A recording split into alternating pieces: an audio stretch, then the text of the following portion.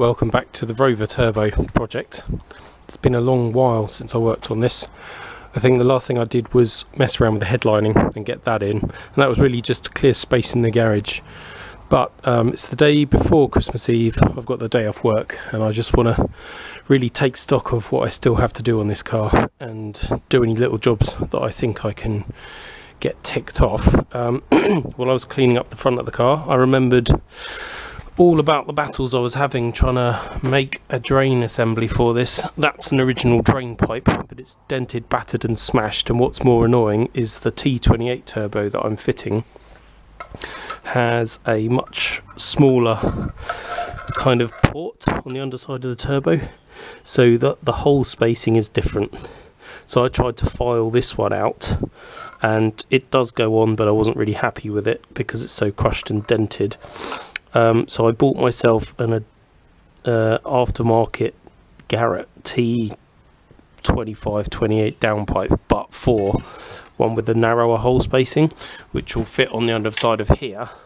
Now I just need to make something to connect onto it, and I'm not actually happy with this anyway. It either needs more of a bend here, or I need to shorten it, or I need to cut a chunk out of that bracket there, because at the minute it's hitting, so not good.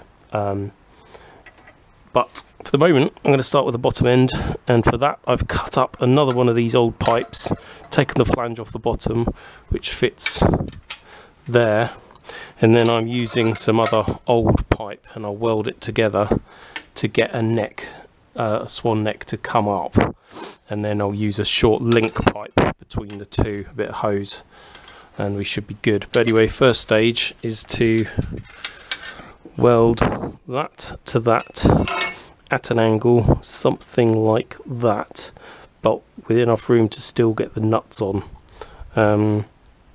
Yeah, wish me luck. This didn't weld very nicely last time. I think it's because whatever this pipe is made of doesn't like being welded, but these flanges I think are just stainless steel, so they should weld okay with a MIG welder. It's been ages since I did any welding, and it's also been, well, ages basically since I've been in this garage. I don't have any suitable clamps, so I'm just going to risk it for a biscuit and hold it, and hopefully you can see what's going on too. There is still the frilly crap left over from that corrugated thin pipe. Don't know what it was made from, but it didn't like being welded, so hopefully that won't cause a reaction problem, and we'll just give it a whirl and see what happens.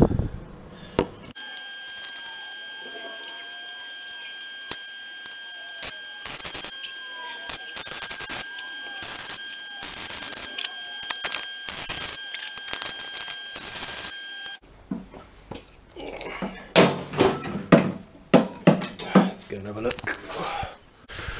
Right, that's on there. That will not be leaking. As long as oil doesn't come out of it, I'm okay. Once the weld spatter is cleaned off, it should be alright, and there's enough room still to get nuts on with a cunningly shaped washer, probably. So that will go in there like so. Just need to trim it down and fiddle around with it until I can get somewhere close with the other bit as well. Okay, it's starting to make sense. I still need to cut that down a little bit more. This one I'll probably also cut down and then use that ridge there as a beaded end. Engine mount has to come out, and then I'll have to cut that bit, seam weld it together, and then paint it black again. So I'll be right back with you. I don't know what it is about the weather this year. I swear it's been worse than usual. It is in fact raining again. Engine mount is out, it's over here. I've cut the part of the flange that was going to be clashing, and I've sanded right back to the parent steel, and then I'm going to turn the welder right up, weld a really big fat seam all the way along there. There's only a couple of spot welds in there, so it's not as if it needs to be mega strong, but it is an engine mount, so it's got to be man enough to do the job.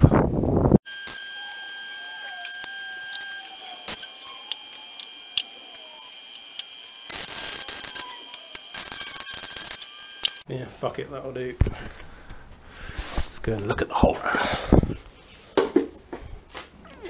Turn the gas off.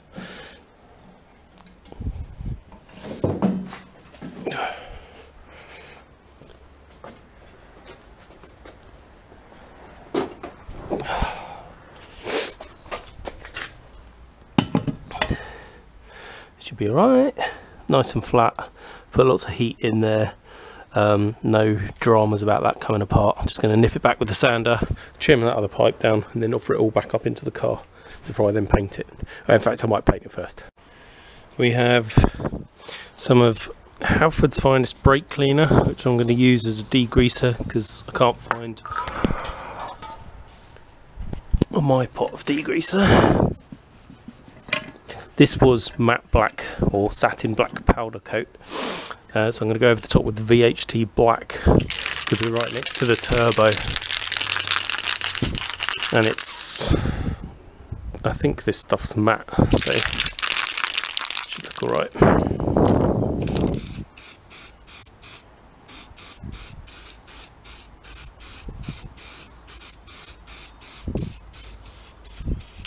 Nice thick coat on there. While that's still hot, it should dry quite quickly, but I will at least move it in out of the forthcoming rain showers. Then yeah, that can go back on the car. And all I need to do is order some pipe of the correct diameter. Just want to get that one trimmed to length as well. That's taken annoyingly long time and several rain showers. I've ordered the pipe. I don't have it here today, but when I do get the pipe, I'll be able to link that port to that one and have a nice safe oil drain. And it will be coated in more of this anti-heat type stuff, same as I've got up here on the oil feed. Once that's done, pretty sure, other than doing up an earth and a couple of bolts, I can go back to fanning around with the intercooler arrangement, which I remember being marginal at best, but yeah, anyway, until next time. Still some daylight left. I've come down and I've put the sunroof back in the car. Hopefully you can see pristine, lovely white, well, white creamy grey. It's funny how that fabric changes colours in different lights. I'm sure it's pretty damn close to the original. It was just that when it was in the house and quite gloomy and grey, it didn't really look the right colour, whereas now I'm pretty sure it is the right colour. I'm not 100% sure where all of this wiring goes. I think that goes over to this side, but I'm not 100% sure. That's the interior light. The other thing I've got to do is put the aerial back on. It has a rubber seal, but I've put some butyl around it as well, and I'll bolt that on, nip it up, and then go start looking about the logistics of feeding the headlining through, getting it up in there by myself without damaging it. It's in, not all fully buttoned up yet.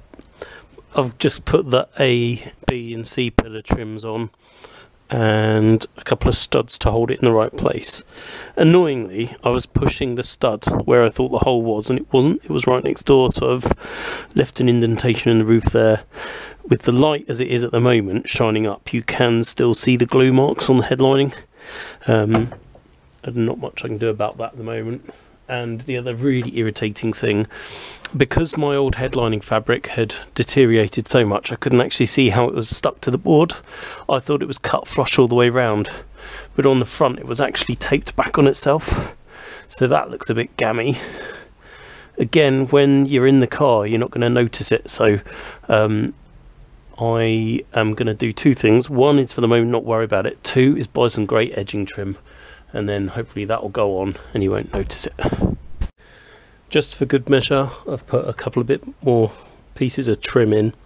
the sunroof surround thing, interior light, and that's it I think. But it's funny just how a couple of little pieces can make quite a lot of difference. So really happy with that. I'm going to order my bit of trim and then hopefully I can start putting the rest of the interior back together. Project continueth. It's time to put the rear seats in, largely to get them out of my way again, because it might look like I've got a lot of space, and I have, but I've also got a lot of mess and bits and pieces, so I kind of want these in there out of the way. When I got the car, the interior was in a bit of a poor state. Front seats were missing. I've now bought a pair of front seats correct for this trim type, and this trim is only found in the 218 IS and 200 VI models, and they were only the first lot of them. Afterwards they got like a half leather with red piping, I think, and sort of aubergine coloured fabric panels in the middle. So it's quite a rare interior, which is why it's been really difficult trying to track down a good set. So if anyone out there knows of any good seats in this fabric, which I think is called Norse, then I need them, because these really aren't very good. I can't remember which ones came with the car, which ones I picked up afterwards, but basically you can see this panel is quite a obviously grey colour, and that is much paler, so there's obviously two different types of trim. I don't think it would fade that way, and of the two backrests, the paler one is actually the better one, because this one's got cuts and burns in it.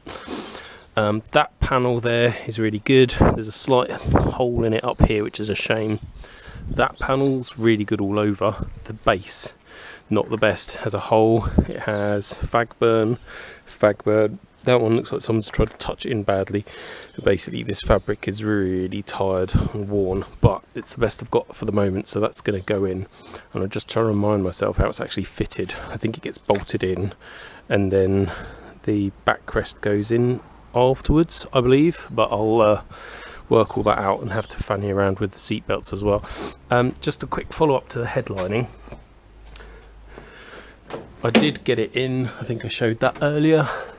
Looks good. And the one thing I did, which I didn't cover in the other videos, is I've put a piece of black edging trim in the front here, so it actually looks finished and perfect. Whereas at the back, I haven't done that yet, but I intend to. How good does that look? You might be saying not very, but I think with a decent clean, a wet vac when it's actually in, it will come up a lot better. And I'm going to buy some of that thread, or what's it called, fabric repair glue, and use some other chopped strand bits to fill in a couple of the burns. But yeah, good. The only annoying thing is that far offside seat belt is around the wrong way, so I need to take the base out again, which means taking the backrest out again in order to turn around the right way, which is very irritating, but you know, that's just the way it goes.